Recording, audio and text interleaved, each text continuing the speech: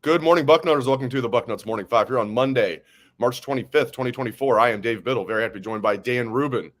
Bunch of stuff to get into. We're going to start off with getting a recap of the big recruiting weekend that was. We're going to take a look at maybe what the biggest concern is for the Buckeyes entering the 2024 season. Is there really a big concern? But we're going to get to all that. Before we do that, I want to let you guys know about Manscaped.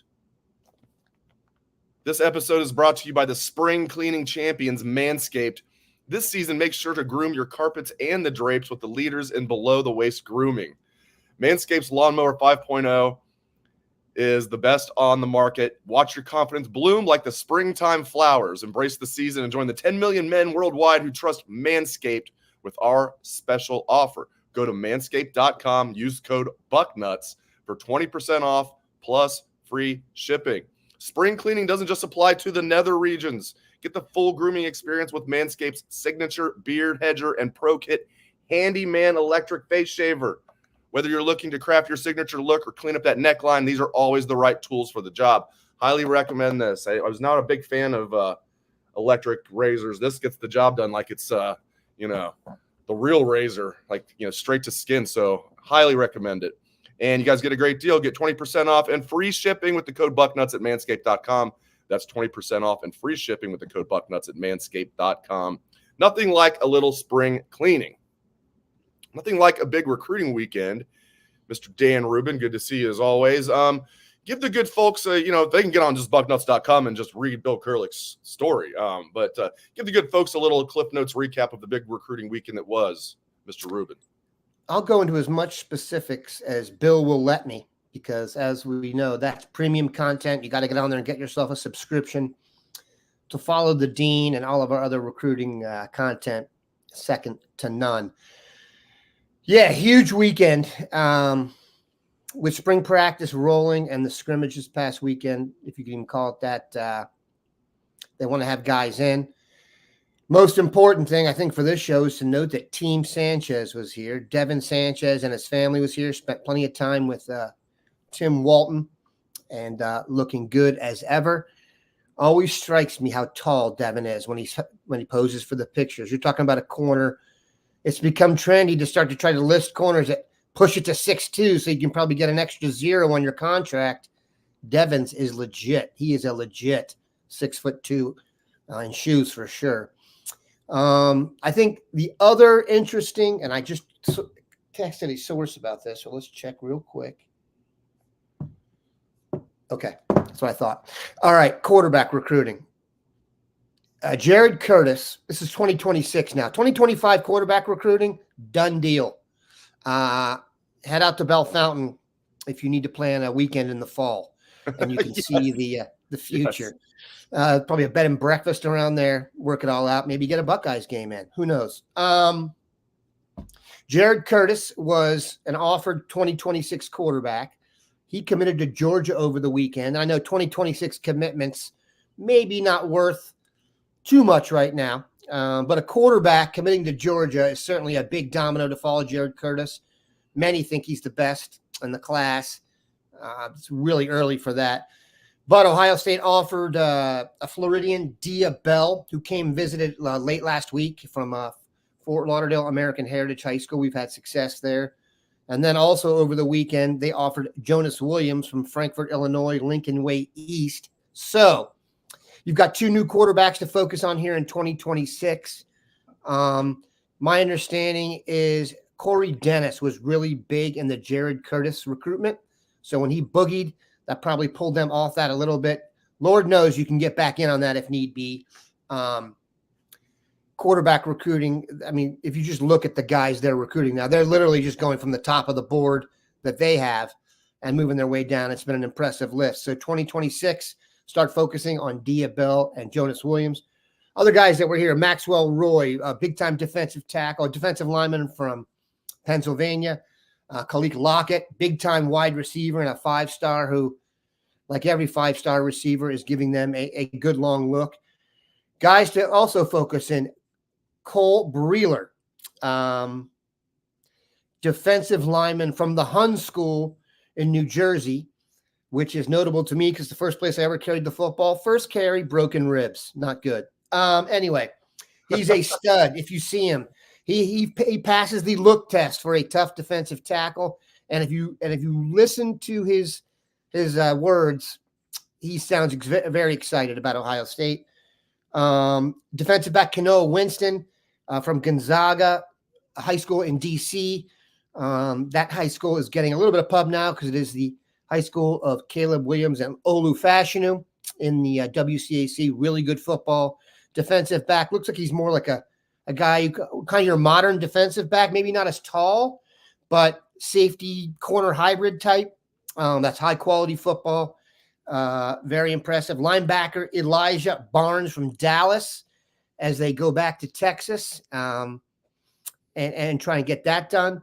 Then you got a whole host of Ohioans who are here. Will Conroy, Peyton Cook, Sincere Johnson, who is from Glenville and got an offer from Notre Dame over the weekend, visited, did not get an offer, but we will keep an eye on that one. Glenville guys, they try and keep them warm at times. Sam Greer was here, the 2026 offensive lineman from Akron-Hoban, who absolutely looks the part of a left tackle. Very coordinated.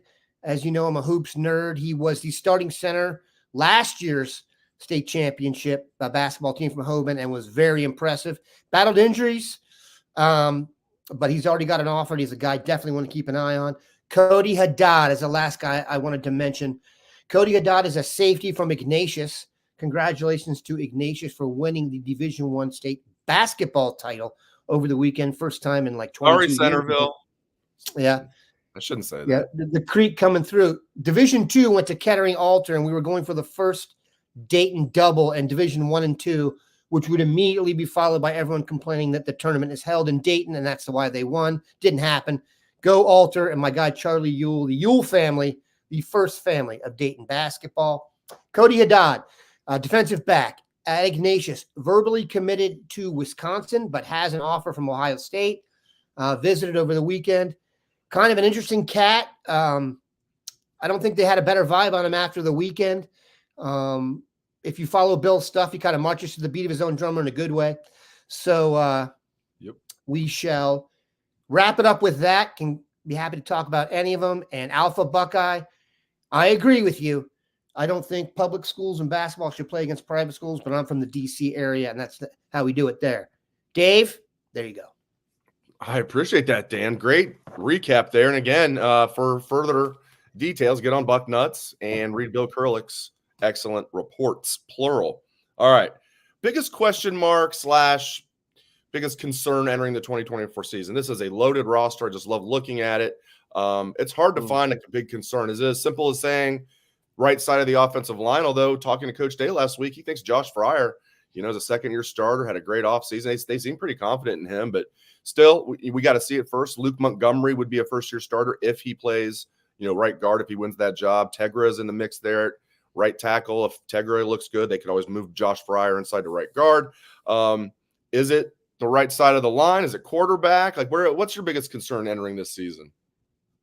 In order for Ohio State to get back to where I think everybody wants it, I think they need to be able to line up and run it when you know the ball's being run. That's really the biggest difference to me. I'm pining for the days of Trey Sermon and J.K. Dobbins, and I'm not even saying anything about Zeke. I would take that. I would say that the right side of the offensive line is absolutely my number one concern. I would say the offensive line in general. I've heard some really good things from some NFL people on Josh Simmons that after reviewing the tape of the season, they believe that a really good offseason will have him in some serious draft discussion, which I was very happy to hear. Donovan Jackson just needs to have a better year. He could be a great player, and he's been talked about like that, and we need to see it this year. For them to be a great offensive line, I'll bet you Donovan Jackson probably needs to be a first-team All-American. That'll be kind of a little keynote. They'll have the success. He's got the name rec. He needs to do that. Center, Seth McLaughlin or Carson Hinsman. Sounds like everything's going well with Seth. You knew they were going to say that, though. The first quote coming out of camp, you knew was going to be, the snaps are good. So we shall see. And then right guard, to me, Luke Montgomery. When I see him now, And, a lot of this is just pattern recognition because I've been doing this for so long. He's starting to look to me like guys who played guard in the NFL looked. He's got that round look to him. He's got the neck. He's got the compact body. He's probably not as long as you'd want in the tackles as we geek out on the draft and we talk about arm size and length and whether Jordan Morgan can actually play left tackle for the Cowboys as the team goes down the drain. But I digress. That's my question. Here's my other question. I have a question for you. Do you believe Ryan Day when he talks up Josh Fryer, or is he trying to just keep him up spirits-wise through the media? Because to me, if you look at the entire roster, there's just no question that right tackle is the biggest concern. And it's really not an attack on Josh Fryer. It's just the rest of the team is absolutely loaded right now. And like you said, I don't see another spot where I have a real concern. And I will say this. Concern, I'll put in air quotes, because I don't see anything right now that will keep them from their goals. It's just going to be a matter of how rocky the road will be to get there. But I would just give it not anything. I really think they need to get back to having a dominant offensive line. They were not dominant even in their good games this year. Here's why I'm buying the Josh Fryer hype, so to speak, if you even want to call it that. I mean, it wasn't like Coach Dave was up there like, yeah, man, we got an Outland Trophy winner sitting right here. It was, but he did seem quietly confident. Here's why I'm buying it. Mick does not mess around in his, when he gives out awards or whatever. Iron Buckeye is really hard to achieve. Like there's and Coach Dave talked about this. Like a lot of guys had really good off seasons, meaning winter workouts, and really good.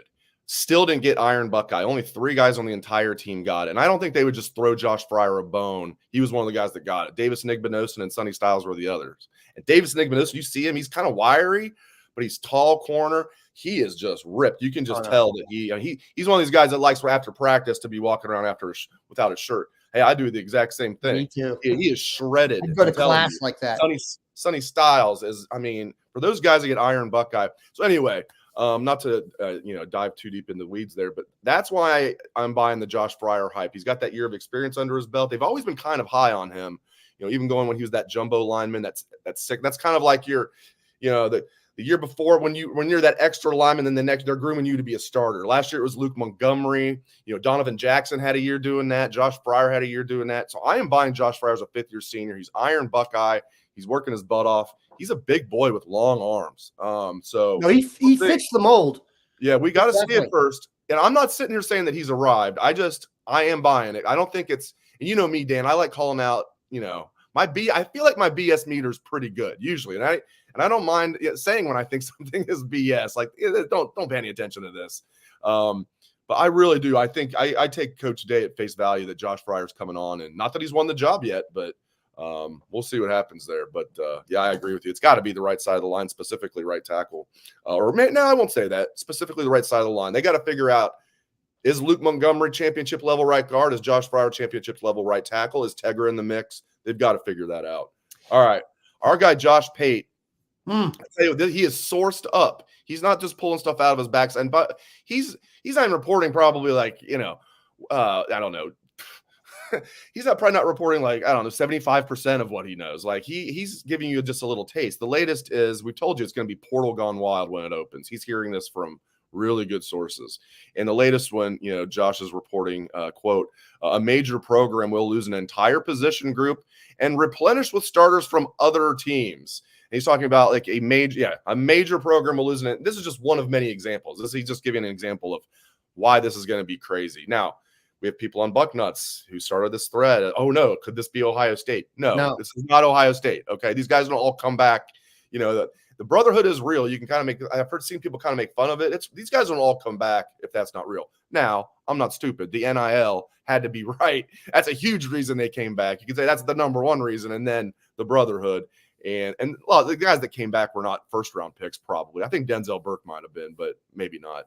But a lot of second-day picks, second- and third-round guys came back. So, no, I don't think this is going to affect Ohio State. But Josh Pate has told people, like, I don't think people are prepared for how wild this is going to be. So I'm glad my guy Josh Pate's sending out warning signals to everybody. I'm kind of just waiting. As long as it doesn't affect Ohio State negatively, I'm kind of looking forward to just sitting back and with my popcorn, Dan Rubin, and seeing how it all transpires.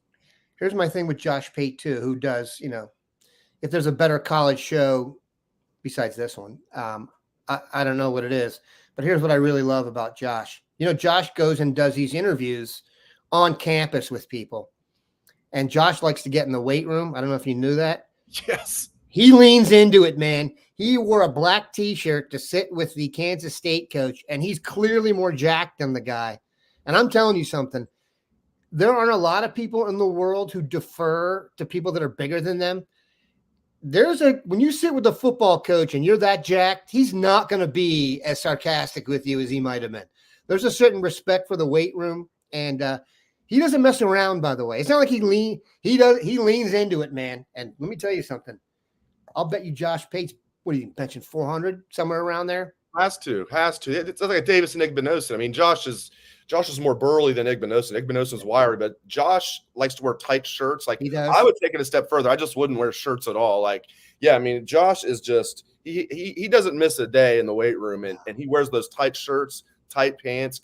Good for him, man. If you got it, you better flaunt it, right? He's one of those guys that like really watches what he eats.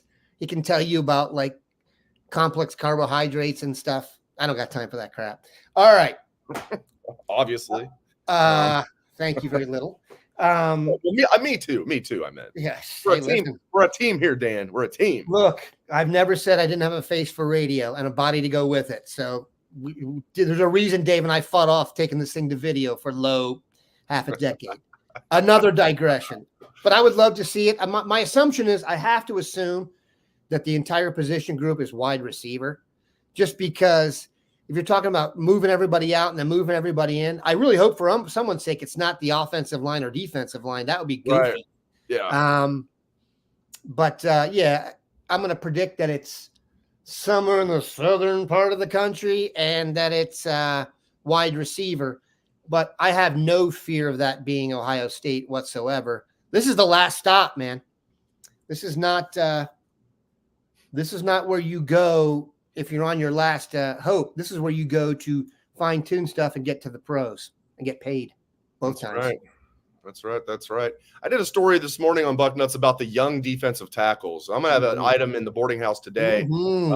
And just to give you guys a little heads up, a guy to get excited about as far as the backup D tackles, Caden McDonald. I'm hearing really good things. And I already thought he flashed as a true freshman. I had somebody reach out to me and say, hey, get excited about or get on the Caden McDonald bandwagon or something like that. I'm like, I already was. I'm like, I'm glad that you are confirming my suspicions is what I texted back. So Caden McDonald, he's every bit of 6'3", 330. I love that, but he moves well. Tyleek, we got a body double for Tyleek, who's 2 years younger. Tyleek and Ty Hamilton are entrenched as starters. I love that. I think Tyleek has All-American potential. Ty Hamilton's going to be very solid. Hero Canu's going to play a lot of football. They've got other guys in the mix. I think Hero's going to be on the 2 deep. But I think Caden McDonald's going to be that top backup D tackle as a sophomore who played just a little bit as a true freshman last year. Big guy from Georgia. I think it was a little underrated coming out. I love these big D tackles. I'm glad they finally got a few on the team, Dan. So get on Bucknuts, read my story about the young D tackles. I talk about Jason Moore, Will Smith Jr., some of the other guys. But Caden McDonald. I'm extremely excited about those guys. I would say long term, I wouldn't be surprised if this group is better as starters than the current group. Jason Moore is going to be a stud, dude. Will Smith Jr. is going to be a stud. Will Smith has that look of him of kind of like a younger guy who maybe wasn't thought of that much, and then you realize the pedigree, and then you see him, and his thighs are like, he's a monster now, dude. You know what I mean? He needed probably a couple years to get bigger. I got high hopes for those guys. Caden McDonald was Defensive Player of the Year in Gwinnett County. And I could run for office in Gwinnett County. I get on here so much and tout it. It's the most, it's the deepest county in the United States right now for football talent. Go look at the team when Caden McDonald was all Gwinnett County Defensive Player of the Year last year. It's shockingly good. So not surprised at all that the best defensive player in Georgia for 1 year, for one time is going to be great. The Yeah. Dan, Speaking real of quick, which, I gotta Mike say Hall, this. by the way, didn't do any disservice to the group at the pro day and is moving up. And as we've said, since the day he committed here, he does something better than everybody else. He has he has the fastest first step that I've ever seen from a high school football player at that position. If you go back and watch his tape, nobody overran more sacks in high school. You get to the pros, if you can do one thing tremendously well and have an elite skill, and it matches, by the way, with what they want, the ability to rush the passer, Mike Hall is going to be a second-round pick, people.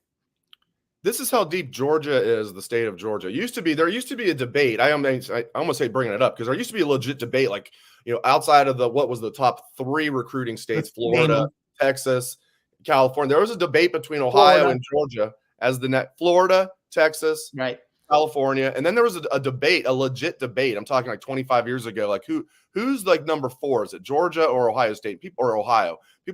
Most people would say Georgia, but it was a legit debate. Now it's like there's the big 4, Georgia being one of them, and then Ohio's competing for number 5. But here's how deep the state of Georgia is. Looking at Caden McDonald, and he did at one point he was a 3-star. Then he kept rising up, so he was a 4-star. But look at this, we were higher on him at 24/7 Sports than other services. The number 12 overall player in Georgia. That doesn't sound bad, but you look at the 24/7 Sports composite. Caden McDonald was just the number 23 player in his own state, ranked 23rd in his own state. That's the composite. We had him 12th. That's why our guys are so good. And you could name some names there from the top of the list that people would recognize. Yes, sir. Yeah, I love that Ohio State has just deep roots in Georgia now. That's awesome. And even though they lost the game, the fact that they went down to Atlanta and punched Georgia in the mouth, and I really should have won that game, really outplayed them in that semifinal. I think that got a lot of people's attention. That maybe is Ohio State now, fading away? No, they almost beat the national champion in their backyard. Should have beat them, in my opinion. All right. Dave, I want to tell you guys. Go ahead, Dan. This is another reason to thank Nick Saban for retiring, because Georgia has actually, it's going to sound silly, too many kids in the state. They can't take them all. That's as amazing as that may sound. It's true. Those kids, a lot of them went to Alabama. Alabama did great work in Georgia. Ohio State is now, as Alabama has pulled into, I would say Georgia and Ohio State now in their own tier of recruiting. Another team will probably get to hop in there. Some say it's Texas, some say it's Oregon, could be Alabama, could be LSU. But right now, those two are at the top. So those Georgia guys, they only got 2 choices now, Georgia or Ohio State, in a lot of times. So, again, when the national championship comes, we're fitting a ring for Nick. Yeah, no one's benefited more than Ohio State from Nick Saban retiring. There's no doubt about it. It reminds me a little bit, it's like what Marcus Freeman's trying to do in Ohio with the changing of the guard at Michigan. It's like, obviously Ohio State's going to get, usually who they want from Ohio, most of the guys they want from Ohio, but Marcus Freeman's seeing an opportunity with Michigan, losing like most of their staff, including their guy that recruited Ohio the hardest. That's a smart move by Marcus Freeman. Dave, another smart move. Mark D'Antonio, I know you want to read the ad. Mark D'Antonio built Michigan State with that. We used to say the last on-site camp for Ohio State before in the middle of the summer for the Ohioans who did not get that offer they were pining for. Monday was the biggest day in East Lansing because they would go commit to Michigan State. Luke Fickell built Cincinnati the same way. Whoever comes in and plays second fiddle, Kentucky, the Stoops connection. I was just about to say the same that, thing. Yeah. They're just like Georgia on a bigger scale. We'll admit, Ohio has too many players. The reason Ohio State's the number 1 team in the Big Ten, besides we have the best state for football. That's really not even arguable. The reason Penn State used to be the king or had a king time is when Pennsylvania was up. Then Ohio, we've maintained it. But like you said, Georgia's the spot. No doubt about it. Nuts.com is the spot too. And I'm telling you, they look at this. This is like how much of this I have left. This is awesome. This is called their peanut butter chocolate munch mix. This might be my favorite like mix of like all time. You can see how much is left. It's fantastic. Now, ours is gone. You have to like peanut butter and you have to like chocolate, but it's a bunch of different stuff. It's not just like peanut butter and it's a bunch of different like peanut butter and chocolate types of candies and nuts and everything. It's fantastic. And it's one of their great products. They've got so many great products. That's now my new favorite, I think. Nuts.com is your one-stop shop for freshly roasted nuts, dried fruits, sweets, pantry staples like specialty flours, and more. Their wide selection means there's something for everyone. At Nuts.com, quality is a top priority. They roast their nuts and pop their corn the same day it ships, so they reach you deliciously fresh. Satisfaction is guaranteed. And right now, Nuts.com is offering new customers a free gift with purchase and free shipping on orders of $29 or more at Nuts.com/Bucknuts. So go check out all the delicious options at Nuts.com/Bucknuts. Again, you'll receive a free gift and free shipping when you spend $29 or more. That's Nuts.com/Bucknuts. That's right, my friends. We're back to our wheelhouse. It's an incredible product. Bucknuts, Nuts.com. Early in the show, Manscaped. Perfect, right? Yeah, I mean, it's a great company. They've got so much stuff, and maybe they've got it's Nuts.com because that's just a succinct name that gets your attention. But they've got as we talk about, they have candies, got a little bit of everything. Here's the deal. They send it. Yeah, I'm trying to interrupt you. They send it to you the day they make it. They claim that when you open the thing, you'll know they weren't BSing you. It's ridiculous. They go. Yeah, I'm telling you that we got 5 bags because Dave and I are big shots now for free, and they were gone 48 hours. So great stuff. Fantastic stuff. All right. Now, running back coach, I'm sick of getting guys paid. I'm responsible for getting now DeMarco Murray owes me money. Like, yeah. I'm just done. I'm done touting people, and then they're just going to use, the Bucknuts Morning 5 to go back to their athletic director and be like, they're touting me, so you got to pay me like $300,000 more dollars, or I'm going to Ohio State. I'm joking, kind of. I am sick of Ohio State getting guys paid. That's exactly what's happening here. So I don't have a name to give you. I know people throw the Missouri guy around. He's a possibility, I guess. Scotty Graham, I still hear his name out there. So, Dan, anything you'd like to say on that front? Sorry to interrupt you again there. It's an interesting situation just because I guess if you didn't have a running back for the season, would you then be worried about the running backs? I'm not saying they're going to do that. I just don't think Travion Henderson and Quinshon Judkins right now need, someone telling them cut here, cut there. This is more of a recruiting issue to me and getting someone, out on the trail. And if you're going to do that, you can just go get someone off the trail who already has existing ties to some people. And this being Ohio State, just go get the best guy. But like I agree with you, and having been in the position to hire and also do the other thing, we have had people here at Bucknuts, other reporters do that to us who I thought were really wanting to come here, and then they're like, I'm going to go back to my other spot. And you're like, oh, okay. This was a game. But that's the game. You know what I mean? Everyone's trying to get their top dollar. And I guess you can't besmirch him for that. But like I said, this whole thing has taken on a life of its own, largely because of where Tony went. Had he gone to Western Kentucky, I don't think this would be a big of a deal. I could be wrong. That's very true. All right. Great stuff from Dan Rubin. We got to get ready we got this big company conference call. Okay. It's just between a few of us at Bucknuts. We got a lot of business to take care of. So I got to get the show up for all our non-live audience listeners. We appreciate all of you. Live audience. Love seeing the live comments and everything. I recognize almost all of you, which is really cool after doing this show for a while. We appreciate everybody listening on the podcast version, wherever you guys get your podcast. The Bucknuts Morning 5 will be here Monday through Friday for you. Great stuff from Dan Rubin. Thanks to all of you. We appreciate it. Get on bucknuts.com for more information. Thanks again. Hope everyone has a great rest of your day.